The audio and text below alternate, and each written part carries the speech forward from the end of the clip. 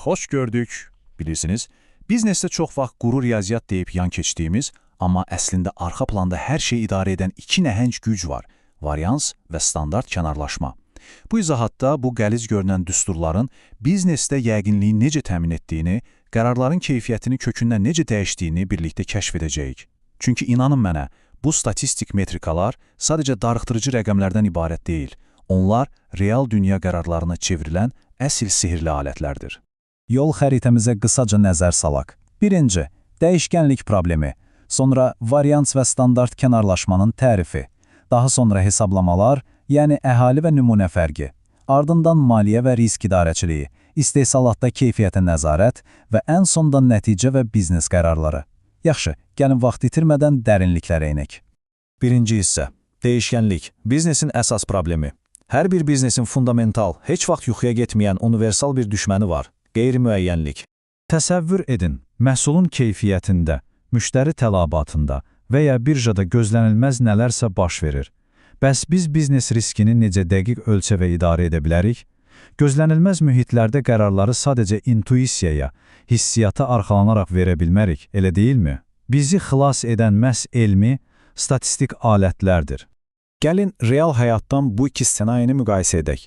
Bir tərəfdə sabit bir proses var, aşağı standart kənarlaşma, yəni hər şey saat kimi işləyir, proqnozlaşdırıla biləndir. Digər tərəfdə isə xaos, qeyri-sabit dəyişkən bir proses. Yüksək kənarlaşma var, nəticələr gözlənilməzdir və qüsurlarla doludur. Yüksək dəyişkənlik birbaşa olaraq keyfiyyəti və müştəri məmnuniyyətini məhv edir. Aşağı dəyişkənlik isə biznesdə etibarlılığın yeganə qarantıdır. İkinci hissə. Varians və standart kənarlaşma nədir? Gəlin bu izahatımızın iki əsas qəhrəmanı ilə daha yaxından tanış olaq. İlk öncə varians. Bu, ən sadə dillə desək, hər bir məlumat nöqtəsinin ortalamadan olan fərqlərinin kvadratlarının ortalamasıdır. Yaxşı, bəs bu niyə bu qədər vacibdir? Baxın, kvadratlardan istifadə edildiyi üçün varians məlumatın yayılmasını sözün əsl mənasında böyüdür. O, kiçik xətaları qabartmaq və kəskin kənara çıxmaları, anomaliyaları dərhal tutmaq üçün mükəmməl bir radardır. İkinci anlayışımız isə standart kənarlaşmadır. Və ən heyrətamiz məqam da budur. Bu, sadəcə variansın kvadrat köküdür. Niyə kökünü alırıq? Çünki bu, mükəmməl riyazi gediş metrikamızı yenidən o bizim anladığımız gündəlik vahillərə qaytarır. Yəni, məlumatlarınız millimetrlə və ya manatla ölçülürsə, standart kənarlaşmada məhz eyni vahiddə olacaq. Bu onu o qədər əlçatan edir ki, standart kənarlaşmanı əlinizdəki sehirli bir ölçü çubuğu kimi düşünün. Zəng əyrisinə əsasən, məlumatların təxminən 68%-i ortalamadan sadəcə bir standart kənarlaşma məsafəsində yerləşir. Bu, tamamilə normaldır. 95%-i iki standart kənarlaşma daxilindədir. Bu, artıq biraz qeyri-adi hesab olunur. Amma 3 standart kənarlaşma və daha çoxu, o məlumatların 99,7%-ni əhatə edir.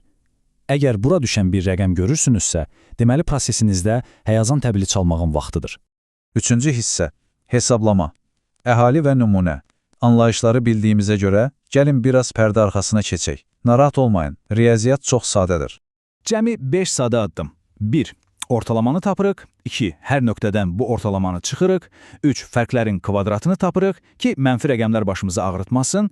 4. Həmin bu kvadratların ortalamasını hesablayırıq. Budur, variansı tapdıq. Və 5. Variansın kökünü alırıq. Vəssalam, standart kənarlaşma artıq əlimizdədir. Olduca məntiqli axındı, düzdürmü?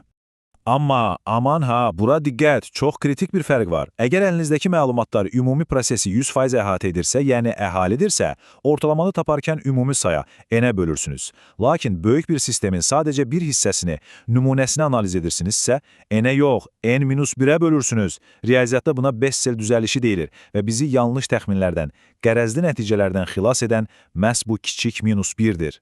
Yəni, əsas məsələ budur. Bu kiçik riyazi fərqi göz ardı etmək sadəcə düstur xətası deyil, bu biznes reallığınızı təhrif etmək deməkdir. Qərarlarınız tamamilə yanlış istiqamətə gedə bilər. Bessel düzəlişi sadəcə bir riyaziyyat qaydası deyil, bu sizin pulunuzu və vaxtınızı qoruyan böyük bir biznes xəbərdarlığıdır.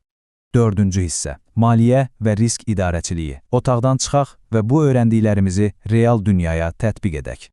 Bilirsinizmi, maliyyə sektoru standart kənarlaşma olmadan demək olar ki, kör kimidir. İnvestisiya gəlirlərinin dəyişkənliyi, səhm riskləri, bütün bunlar Konkret rəqəmlərlə bu alətlər vasitəsilə ölçülür. Müasir portfel nəzəriyyəsini düşünün. Varians və kovarians analizləri ilə aktivlər elə bölüşdürülür ki, investor ən yaxşı riski idarə edərək maksimum gəlir əldə edir. Qayda bəsitdir. Yüksək standart kənarlaşma birbaşa olaraq yüksək risk deməkdir. Baxın, mənbələrimizdə belə bir heyrətamiz təcrübə var. Bir sərvət idarə etmə şirkəti varians analizindən istifadə edərək müştəri portfellərini optimallaşdırır. Nəticə, gözlənilən gəlirləri qətiyyən azaltmadan riskləri düz 20% aşağı salırlar. Təsəvvür edirsinizmi? Gəliriniz eyni qalır, amma riskiniz 20% azalır. Bu, variansın praktikada necə böyük bir gücə çevrildiyinin canlı sübutudur. 5-ci hissə – istehsalatda keyfiyyətə nəzarət. Maliyyədən ayrılıb biraz da zavod mühitinə 6 sigma dünyasına baxaq. İstehsalatda keyfiyyətə nəzarət iki böyük anlayışa əsaslanır.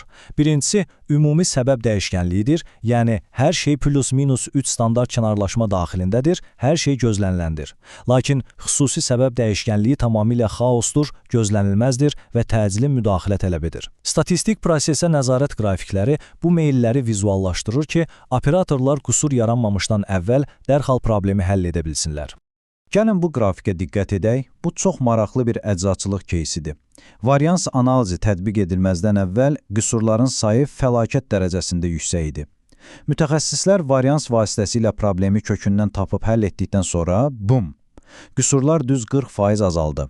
Düz 40%! Bu sadəcə məhsulun keyfiyyətinin artması deyil, bu zibildən xilas edilən milyonlarla dollar deməkdir. 6-cı hissə – nəticə və biznes qərarları. Artıq yavaş-yavaş toparlayırıq. Gəlin bu alətlərin böyük mənzərədə nə ifadə etdiyinə baxaq. 6 sigma üzrə bir mütəxəssisin belə bir sözü var. Standart kənarlaşma və varians arasındakı nüansları qavrayan mütəxəssislər məlumatlara əsaslanan qərarlar qəbul etmək üçün daha yaxşı təchiz olunublar. Bu, tamamilə doğrudur. Nə vaxt N-ə, nə vaxt N çıxılsın 1-ə bölməli olduğunu anlamaq, mürəkkəb prosesləri şəffaflaşdırmaq qabiliyyətinizi kosmik sürətlə artırır. İndi isə icazənizlə sizi çox təsirli bir sualla baş-başa buraxmaq istəyirəm. Hazırda gizli dəyişkənlik sizin biznesinizə əslində nə qədər başa gəlir? Əgər ölçmürsünüzsə onu idarə edə bilməzsiniz. Öz verilənlərinizə bir də varians və kənarlaşma prizmasından baxın. Kim bilir, bəlkə də kəşf edilməyi gözləyən 40%lik bir keyfiyyət artımı sizin biznesinizə də gizlənib. Diqqətiniz üçün təşəkkürlər.